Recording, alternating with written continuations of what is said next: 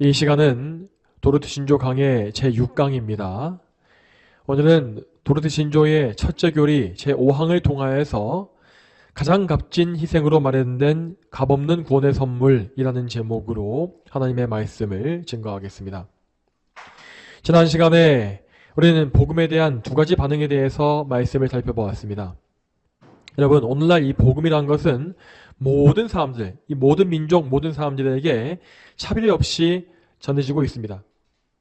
지금 이 시대에는 예전 구약시대와 같이 이스라엘 백성에게만 복음이 주어지는 그러한 차별이 전혀 없지 않습니까?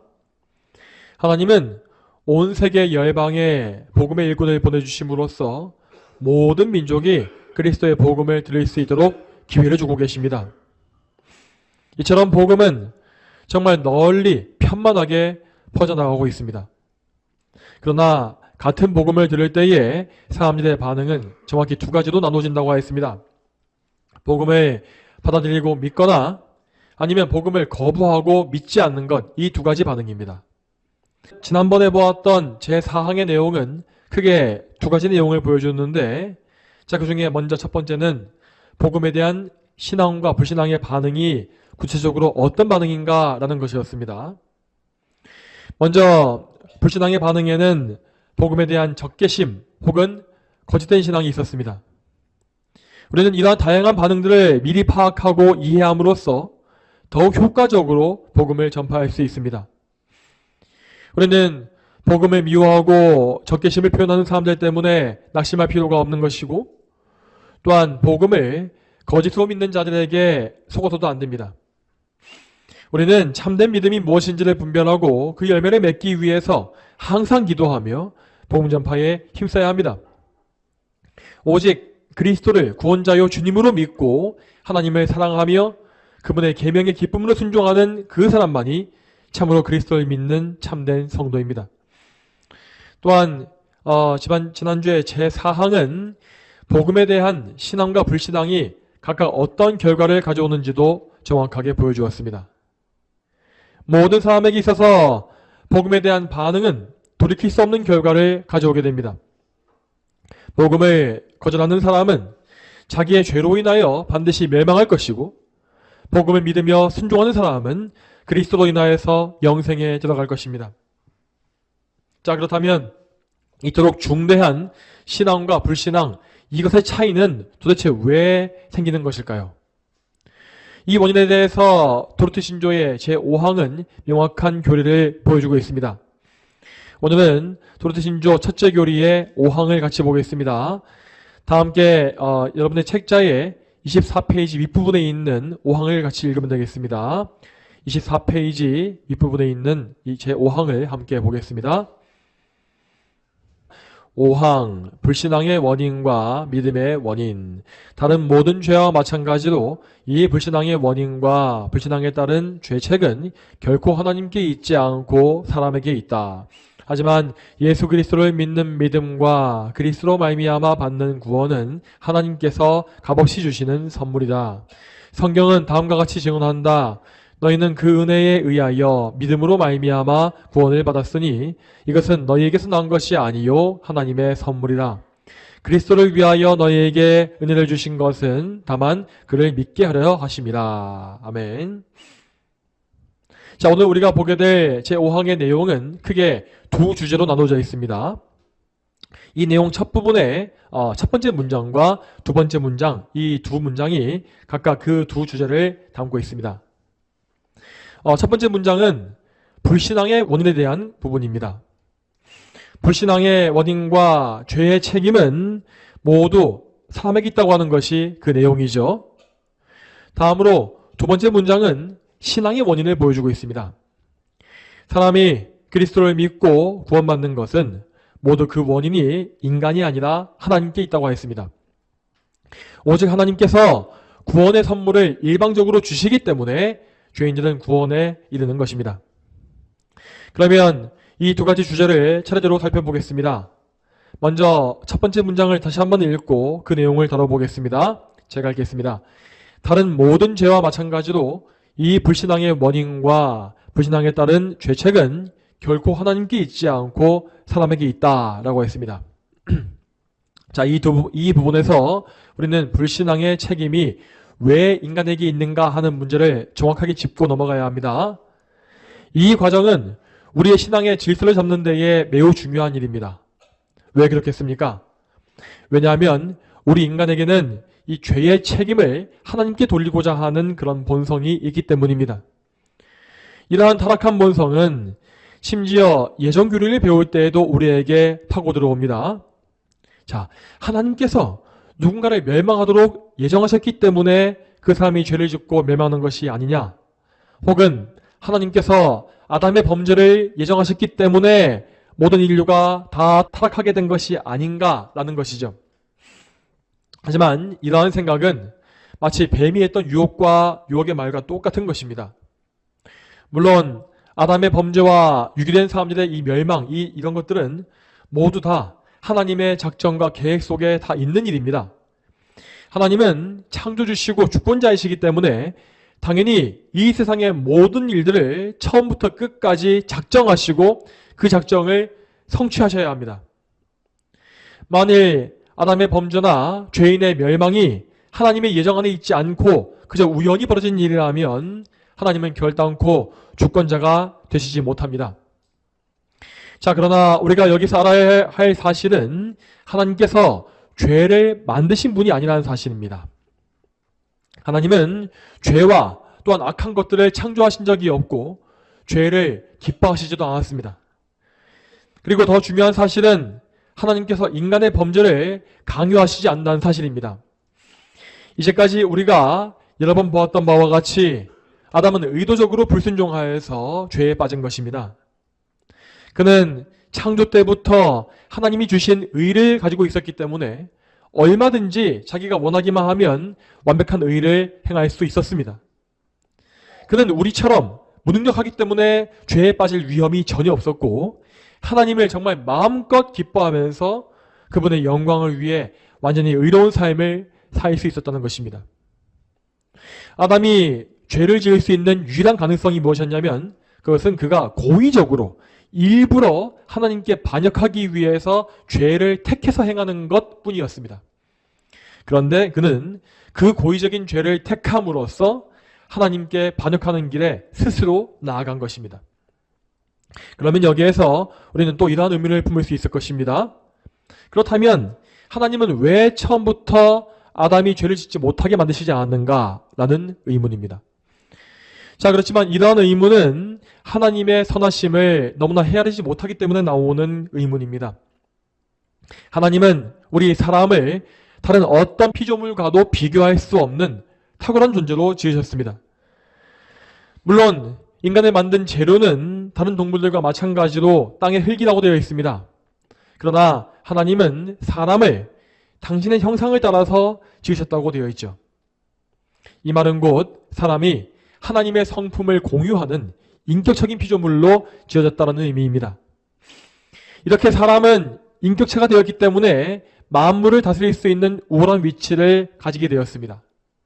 그리고 인간에게 인격이 있다라고 하는 것은 곧 그가 자기 행동에 책임을 지는 존재여야 한다라는 의미이기도 한 것입니다.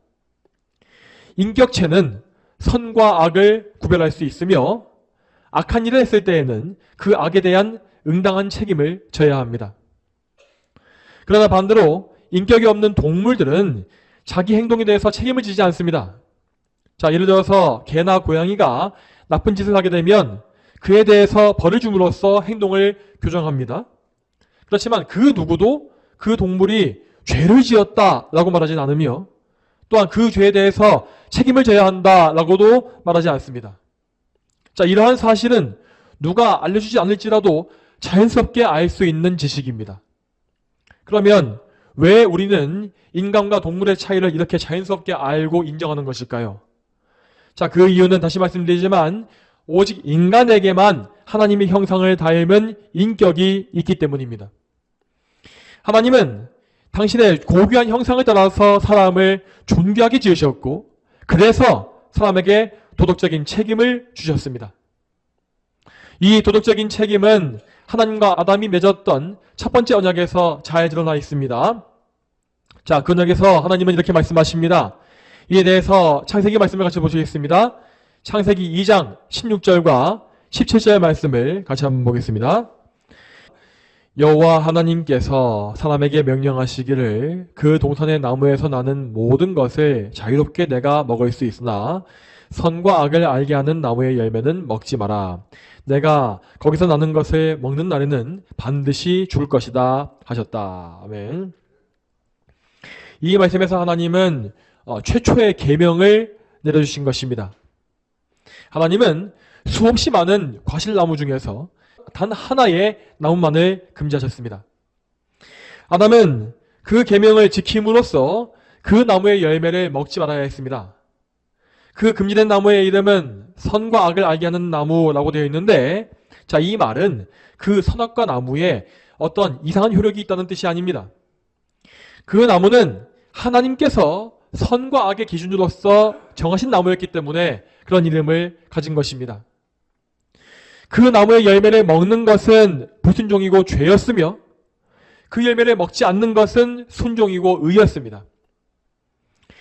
여기에서 하나님은 아담이 존귀한 인격체로서 스스로 순종의 길을 택하기를 원하셨고 또 반대로 불순종을 미워하기를 원하셨습니다. 자, 이러한 것은 아담을 악하게 유혹하거나 시험하신 것이 아니라 오히려 그를 인격체로서 존귀한 피조물로 대하신 것이었습니다. 그리고 여기에 더해서 하나님은 아담이 그 계명에 쉽게 순종할 수 있는 능력 역시 다 주셨습니다. 이러한 이유로 인하여서 범죄의 책임은 전적으로 아담에게 있는 것이고 우리는 우리 언약의 대표자인 아담이 지은 죄로 인하여서 함께 타락한 것입니다. 당연히 우리 인류는 그 어떤 경우에도 죄의 책임을 하나님께 돌리지 못합니다. 또한 더불어서 우리는 아담에게 주어진 자유의지에 대해서도 원망할 수 없습니다. 만일 아담에게 자유로운 의지와 선택권이 없었다면, 그러니까 선과 악을 택할 수 있는 그런 자유권이 없었다면 그는 사실상 인격이 없는 동물과 아무런 차이가 없었을 것이기 때문입니다. 자, 그러면 다음으로 뱀의 책임은 어떻게 되는 것일까요? 우리가 아는 바와 같이 뱀, 이 마귀는 분명히 아담의 범죄와 타락에 대해서 원인을 제공했습니다. 그렇다면 아담의 책임은 조금이나마 가벼워지는 것이 아니겠습니까? 그렇지만 이 점에 있어서도 아담은 뱀에게 책임을 전가할 수 없습니다. 왜냐하면 뱀, 곧 마귀는 아담이나 하와에게 죄를 강요한 적이 없기 때문입니다. 창세기에서 뱀이 하는 말을 잘 보게 되면 그는 하와를 속이고 죄를 짓게끔 유혹했을 뿐이지 절대로 죄를 지으라고 위협하거나 강제력을 동원한 적이 없습니다. 특히 이러한 것은 아담에게는 더더욱더 그러합니다.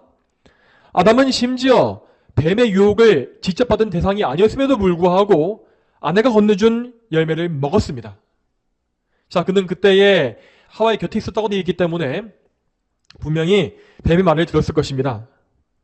그렇지만 그는 뱀의 말을 막아서거나 아내를 보호해주기는커녕 그 말에 동조하여서 아내가 지은 죄에 동참하고 만 것입니다. 자, 그렇기 때문에 우리는 아담의 범죄가 전적으로 아담에게 있다는 사실을 인정해야 합니다. 아담은 우리 언약의 대표자로서 원죄를 범했고 우리는 그 원죄 안에서 함께 범죄한 것이 되어서 타락한 죄인이 되고 말았습니다.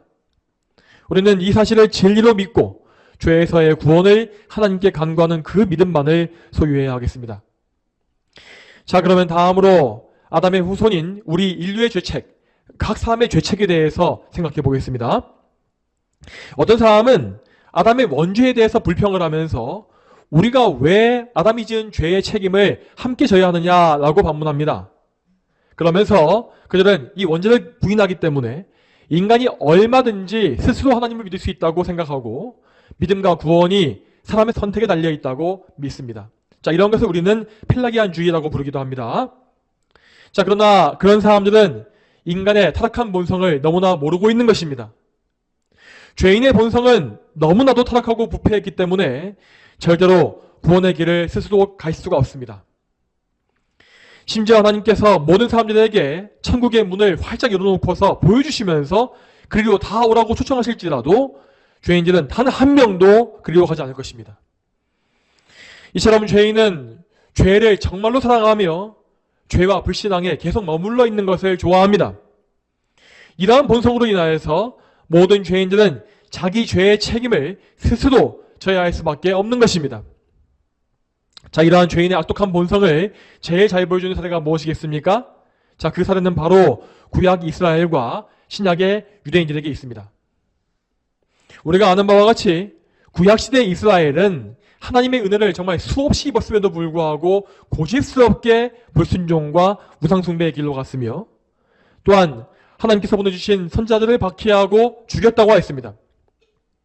그리고 나중에 신약시대에 넘어와서도 유대인들은 그리스도의 복음을 끝까지 거절하고 멸망의 길을 자초했습니다.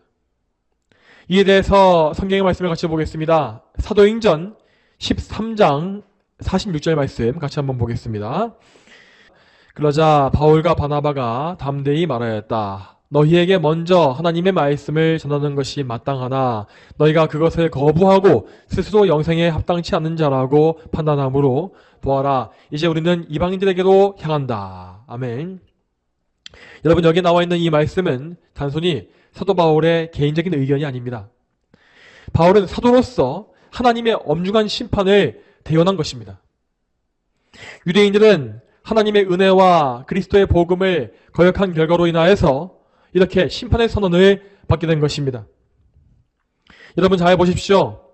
이스라엘 백성들은 이 세상에서 유일하게 하나님의 택정함을 입었던 선민으로서 무려 1500년 동안의 언약의 은혜를 입은 바 있었습니다. 여기서 말하고 있는 1500년이라는 기간은 출애굽 때부터 예수님이 오실 때까지를 계산한 것이기 때문에 그 기간을 아브라함의 때까지 거슬러 올라가게 되면 그 기간은 무려 2000년 이상으로 늘어납니다. 이처럼 이스라엘은 그 첫 조상 아브라함의 때부터 해서 무려 2000년 이상 동안 하나님과 언약관계 안에 있었으며, 또한 1500년 동안의 율법을 지키면서 하나님이 통치하시는 백성으로서 살아왔습니다. 그들 중에 경건하고 탁월한 성도들은 구약 성경을 연구함으로써 그 안에 담겨있는 그리스도의 모형, 그 예표를 발견하였습니다. 그리고 하나님은 그들에게 선지자들을 많이 보내주셔서 오실 메시아, 그리스도가 어떤 분이신지를 미리 선포하셨죠. 자, 이렇게 복음을 들었음에도 불구하고 그 오랜 기간 동안에 참되게 구원받아서 영광에 들어간 이스라엘 백성은 소수에 불과했습니다. 대다수의 이스라엘 백성은 율법을 자기 공로를 쌓기 위한 수단으로 이해했고, 구약의 제도가 가리키고 있는 예수 그리스도에 대해서는 전혀 관심이 없었습니다. 물론 구약시대 이스라엘 백성 중에서 메시아를 원하지 않은 사람은 없습니다. 그렇지만 그들은 자기 민족을 강성하게 해줄 구원자, 그러니까 정치적인 구원자의 메시아를 기대한 것이었습니다. 대부분의 이스라엘 백성은 자기 자신을 죄인이라고 여기지 않았기 때문에 나의 죄에서 구원해 주실 메시아를 대망하지 않는 것입니다.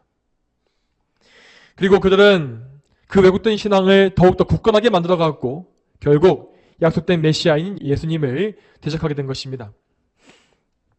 자, 예수님께서 오셨을 때에도 이스라엘은 선민으로서의 그 지위를 빼앗기지 않았습니다. 예수님의 지상사역은 오직 이스라엘 집의 어린 양들, 잃어버린 양들을 위한 것이라고 되어 있기 때문에 그들은 예수님의 복음을 가장 가까이서 들을 수 있는 영광을 누렸습니다. 예수님은 3년간이나 이스라엘 백성의 전 지역을 다다니시면서 복음을 선포하셨고 오직 하나님만 행하실 수 있는 기적을 헤아릴 수 없이 많이 행했다고 하였습니다. 그럼에도 불구하고 이스라엘은 끝끝내 그리스도를 영접하지 않았으며 자기들이 원하는 정치적 메시아의 망상을 버리지 않았습니다. 그리고 마침내 그들은 메시아이신 예수님을 십자가에 못 박는 끔찍한 죄악을 저지르고 말았죠. 여러분 잘 보시기 바랍니다. 이스라엘 백성은 이렇게 무려 2000년간이나 기다려온 구원자를 믿지 아니하고 대적하였으며 십자가에 못 박아 죽였습니다. 그렇다고 해서 그들에 대해서 메시아에 대한 이 예표나 예언, 이 복음의 말씀이 애매했던 것도 아니었습니다. 우리가 구약의 예언서들을 보게 되면 예수님에 대한 말씀이 너무나 잘 예견되어 있고 예수님을 고난받는 종으로 묘사하는 구절도 너무나 많이 있는 것을 볼 수 있습니다. 그 명확한 말씀을 다 가지고 있었음에도 불구하고 이스라엘은 그들의 왕이신 예수님을 믿지 않은 것입니다. 여러분, 이러한 불신앙이 바로 죄인의 본성입니다. 그런데 이러한 이 불신앙의 본성은 이 이스라엘 민족이 특히 민족성이 나쁘기 때문에 생긴 것이 아니었습니다. 모든 사람, 모든 민족은 본질상 이스라엘 백성과 동일하기 때문에 하나님께로 절대 나오지 않습니다. 죄인은 구원의 길이 그들 앞에 명확히 선포된다 할지라도 자기의 죄인됨을 인정하지 아니하고 자기의 의를 추구한다는 것입니다. 이처럼 모든 죄인은 죄를 사랑하기 때문에 자기 죄의 책임을 다른 누구에게 돌릴 수 없으며 스스로 책임져야 하는 것이죠. 여러분, 우리는 이러한 죄인의 본성이 나 자신에게도 있다는 사실을 반드시 알아야 합니다. 만일 하나님께서 우리에게 은혜를 주시지 않았다면 우리는 절대로 그리스도께 나오지 않았을 것입니다. 우리는 평생에 악독하고 고집스럽게 죄와 정욕만을 따랐을 것이며 그리스도의 복음을 멸시했을 것입니다. 여러분, 옛적에 빌라도의 재판정에서 유대인들이 외쳤던 말을 기억하십니까? 그들은 외치기를 그 예수의 피를 우리와 우리 자손들에게 돌리시오 라고 하였습니다. 이 말이 얼마나 무서운 말입니까? 여러분, 이 죄인의 본성이 이런 것입니다. 죄인의 본성은 자기의 죄가 명백히 드러난다 할지라도 그 죄의 책임을 나에게 돌리라고 하고 마는 것입니다. 저 예수를 믿느니 내 죄의 책임을 지고 지옥에 가겠다라고 말하는 것이 바로 죄인의 본성인 것이죠. 여러분, 다시 말씀드리지만 이 본성은 저와 여러분에게도 동일하게 존재합니다. 만일 하나님께서 은혜를 주시지 않았다면 우리 모두는 우리 죄의 책임을 스스로 지고 영원한 멸망, 영벌에 들어갔을 것입니다. 그러므로 우리는 모든 교만함을 철저하게 내어버려야 합니다.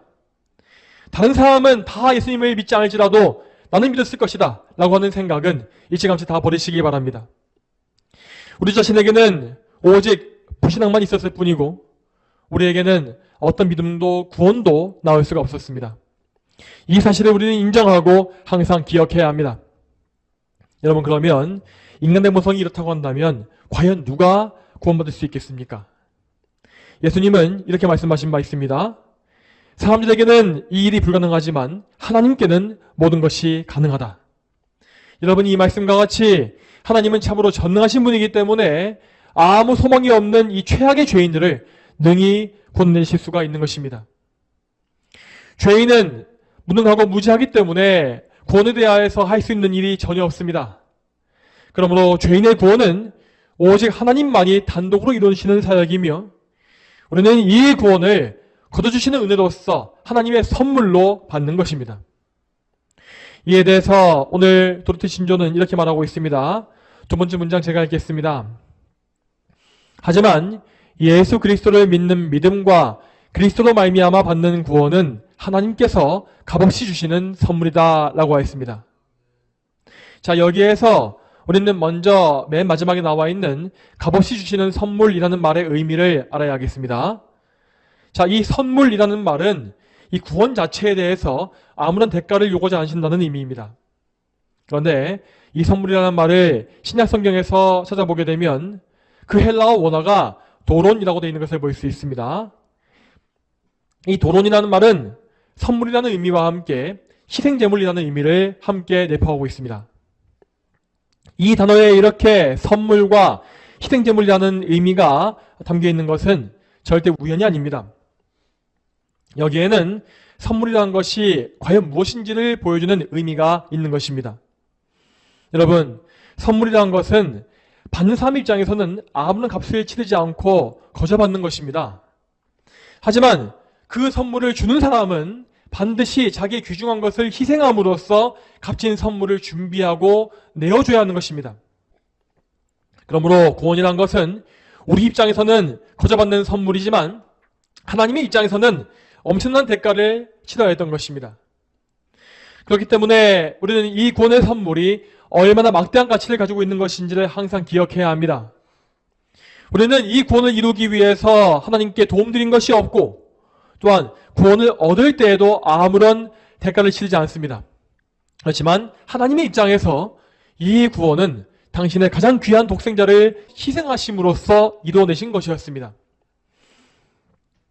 성부 하나님께서는 구속사역을 친히 계획하시고 성취하신 주권자이십니다. 그분은 죄로 타락한 인간에 대해서 구원의 길을 계획하셨고 그 구원의 수단과 방법 역시 모두 준비하신 것입니다.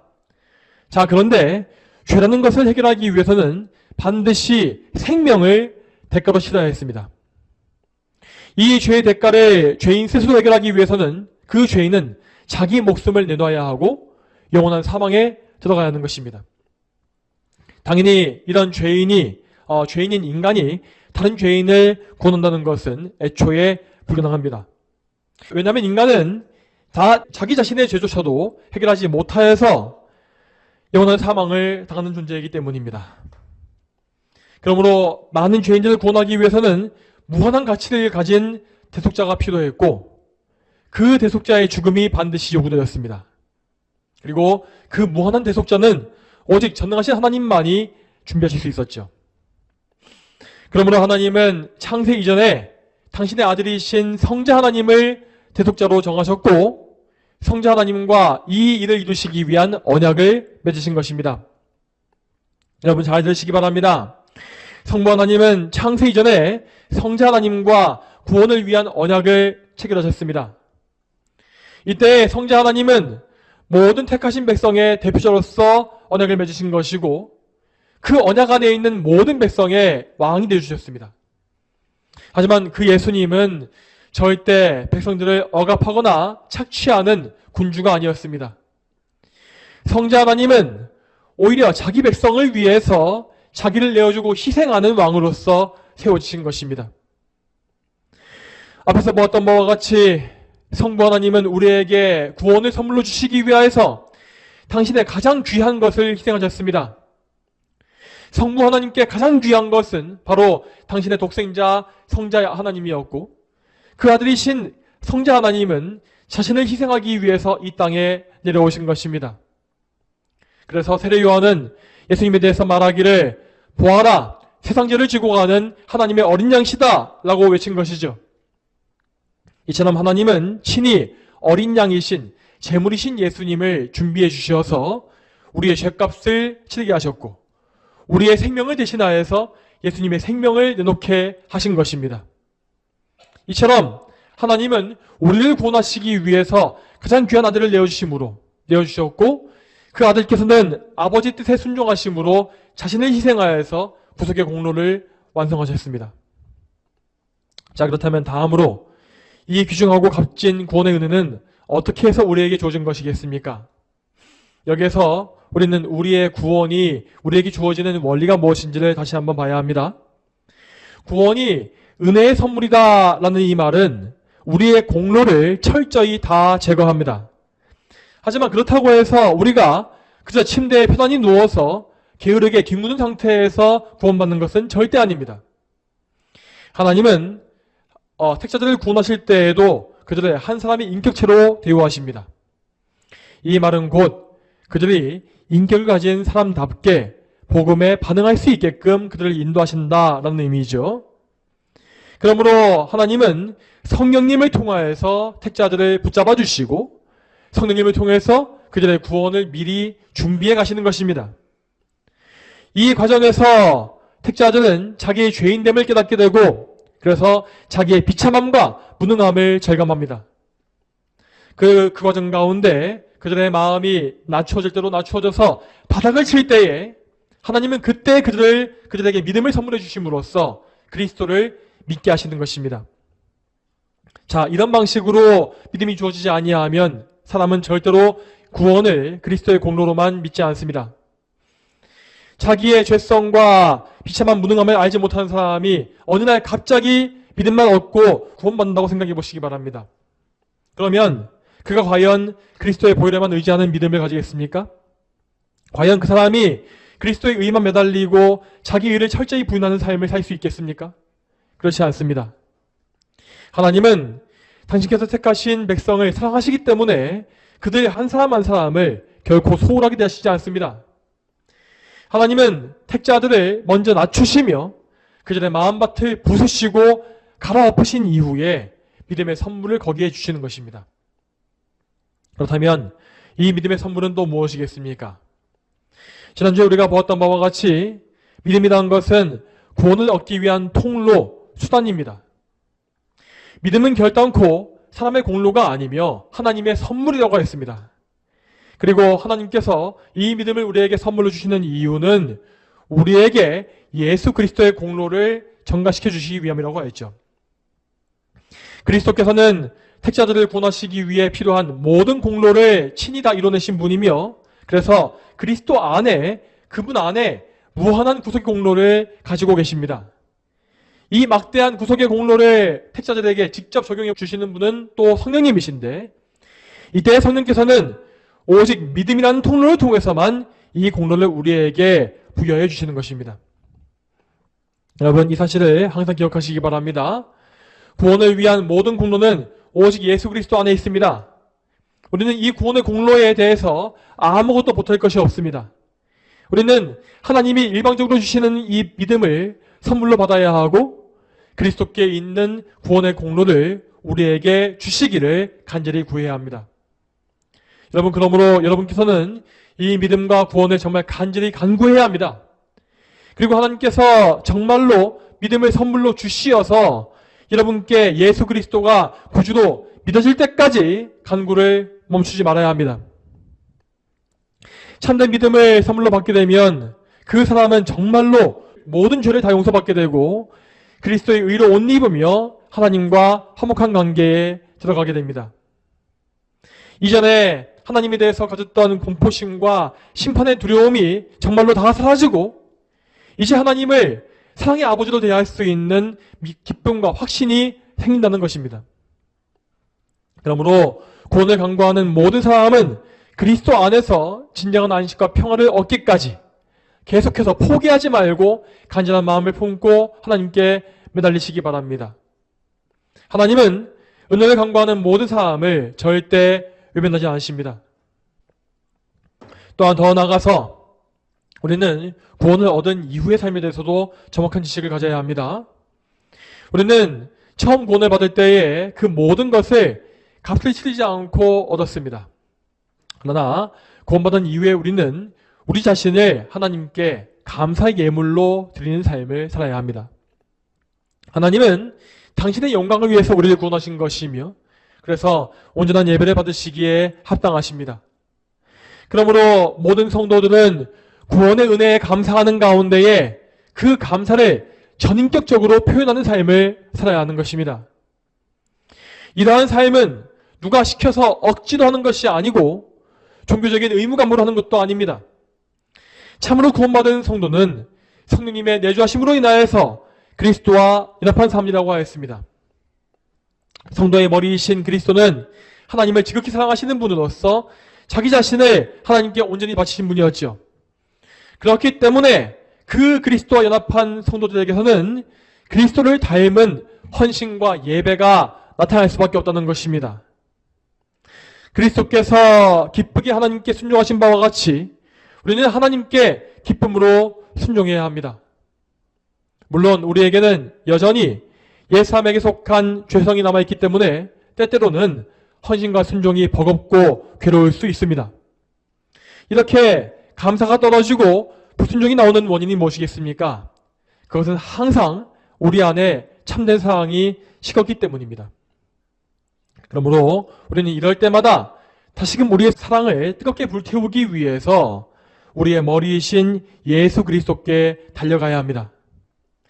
예수님께 나의 죄성과 연약함을 다 아뢰고 예수님을 닮은 참된 사랑을 품게 해달라고 간구해야 하는 것입니다. 우리는 모든 거룩과 사랑의 능력을 오직 그리스도께로부터만 얻을 수 있습니다. 우리 예수님은 참으로 생명수의 샘이시기 때문에 우리는 그분에게서만 영적 갈증을 해결할 수 있으며 또한 하나님에 대한 사랑과 감사 역시 회복할 수 있는 것입니다. 이렇게 성도들은 매일 매순간 그리스도를 바라보고 믿으며 그분께 더욱더 굳세게 연합해야 합니다. 그러면 그들에게서는 은혜에 대한 감사가 점점 더 넘치게 될 것이고 자기의 가장 귀한 것들을 기꺼이 희생해서 바치고자 하는 마음 역시 우러나올 것입니다. 이렇게 함으로써 성도들은 자기의 몸과 마음을 하나님이 기뻐하시는 거룩한 산 제물로 바치게 되는 것입니다. 이것이 바로 값없이 베풀어진 구원의 열매입니다. 사랑하는 성도 여러분, 오늘 우리는 우리 본성의 타락과 죄의 책임에 대해서 다시금 살펴보았고 하나님의 값없는 은혜가 무엇인지도 좀 더 알게 되었습니다. 오늘 들으신 이 말씀을 다시 한번 생각해 보시고 나에게 정말 이 구원의 은혜가 임했는지를 점검해 보시길 바랍니다. 그리고 더 나아가서 우리 모두가 구원의 기쁨을 회복하고 하나님의 무한한 은혜에 실제로 감사하는 거룩한 삶을 살게 되기를 주님의 이름으로 축복합니다. 다 함께 기도하겠습니다. 하나님 아버지, 오늘도 하나님의 은혜 가운데에서 우리가 값없는 이 구원의 은혜가 무엇인지를 또 보게 하심에 참으로 감사합니다. 하나님, 죄의 책임은 모두 우리에게 다 있는 것이지만 하나님께서는 우리가 그 죄의 책임을 지고 멸망하는 것을 기뻐하지 아니하시고 죄인들 중에서 구원의 자를 택하시며 우리 성도들에게 하나님의 은혜를 부어주신 것을 저희는 믿습니다. 그러므로 저희가 이 은혜에 정말 감사하면서 선물로 받은 이 은혜에 감사하는 가운데에서 우리의 전 생애를 다 하나님의 영광을 위한 예물로 바칠 수 있도록 도와주시옵소서. 우리는 이제 나 자신을 위한 것이 아니라 하나님을 위한 것이 되었고 하나님의 소유가 되었으니 그것을 기억하면서 우리 자신의 자아와 정욕과 이 세상을 사랑하는 마음을 포기하게 하시고 이제는 나를 위해 사는 것이 아니라 하나님의 영광을 위해서 사는 그러한 백성이 다 될 수 있도록 저희를 붙잡아 주시길 소망합니다. 감사드리옵고 이 모든 말씀 거룩하신 예수님의 이름으로 기도 올립니다. 아멘.